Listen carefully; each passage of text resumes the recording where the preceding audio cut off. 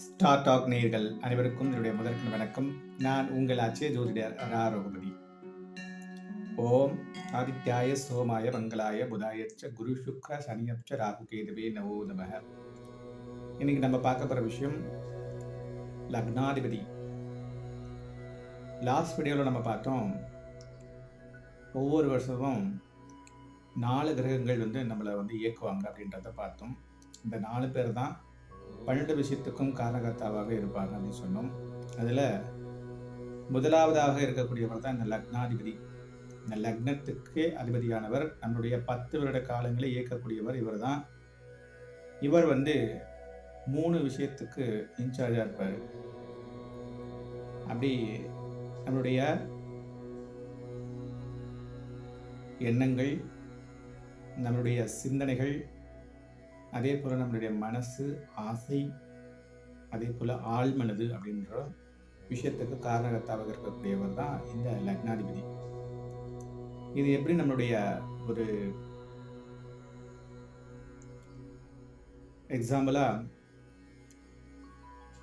ஒரு ட்ரெயினுக்கு என்ஜின் போல, அந்த என்ஜின் தொடர்ந்து தான் மற்ற விஷயங்கள் நடக்கும். அதே போல நம்மளுடைய எண்ணங்கள் எப்படி இருக்குதோ அது போல தான் நம்மளுடைய வாழ்க்கை பாதையும் இருக்கும். அது போல நம்மளுடைய லக்னாதிபதி எங்க இருக்காரோ அதை நோக்கி தான் நம்மளுடைய பயணங்கள், வாழ்க்கை பயணம் இருக்கும். ஃபர்ஸ்ட் நம்மளுடைய எண்ணம், மனசு, ஆள் மனசும் இது எல்லாமே ஒன்றுக்கு ஒன்று இன்டர்லிங்க் ஆனது.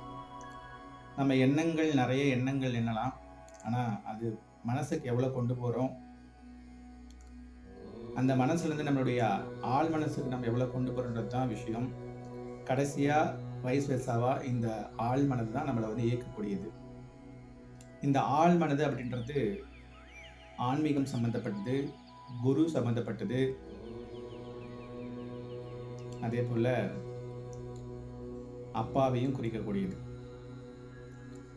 நம்மளை எப்படி வழி நடத்துவாங்களோ, நம்ம அப்பா தான் நமக்கு முதல் குருவாக இருக்கக்கூடியவர். அதனால இந்த ஆள் மனசு அப்படின்றது ரொம்ப முக்கியம். அதனுடைய கிரகாதிபதி யாரோ அவர் ரொம்ப முக்கியமானவர். ஏன்னா அவர் தான் நம்மளுடைய இயக்கக்கூடியவர். இந்த ஆள் மனசு எவ்வளோ இம்பார்ட்டன்ட் அப்படின்னா, நம்ம டெய்லியும் ஒரு குறிப்பிட்ட டைமுக்கு எந்திரிப்போம்.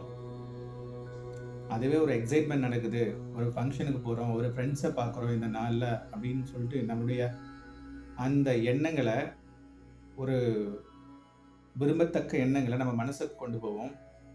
அந்த மனசு ஆள் மனசுக்கு கொண்டு போவோம்.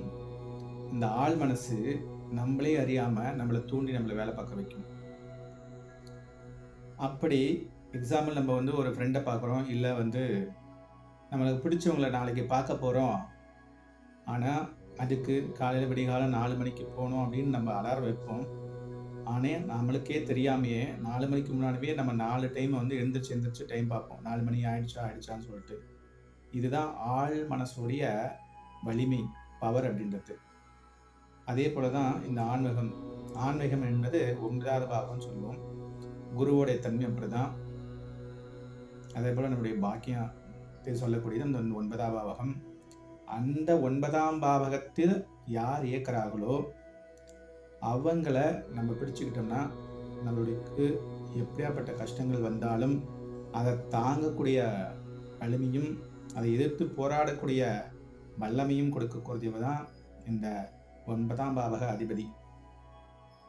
அந்த 9ஆம் பாவக அதிபதி எங்கே இருக்காரு, அவருக்கு நமக்கு என்ன தொடர்பு, அவர் நமக்கு அனுகூலமாக இருக்காரா, அவரை எப்படி அணுகணும், அவரை எப்படி வணங்கணும்,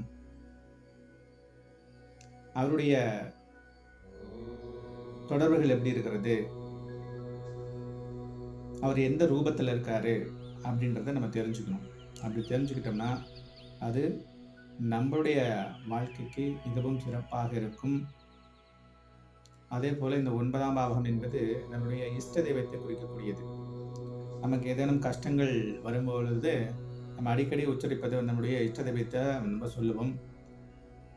அதே போல் நமக்கு ஒரு பெரிய காரியத்தை செஞ்சு முடிச்சுன்னா அப்பாடா அப்படின்னு சொல்லுவோம். இந்த அப்பாடா அப்படின்றது ஒரு சக்தியை குறிக்கக்கூடியது. அது வந்து அப்பா என்பது 9ஆம் பாவம். அப்படின்னு இந்த 9ஆம் பாவத்துக்கு பல சிறப்புகள் இருக்கிறது.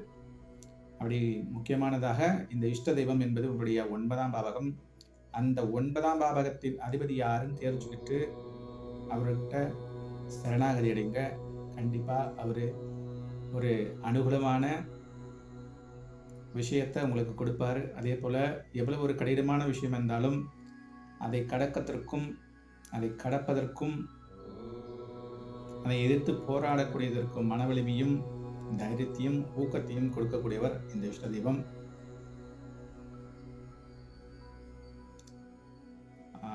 மீண்டும் ஒரு சந்தர்ப்பத்தில் மற்றொரு விஷயத்தை, இதே போல ஒரு சுவாரஸ்யமான விஷயத்தை பார்ப்போம். நன்றி, வணக்கம்.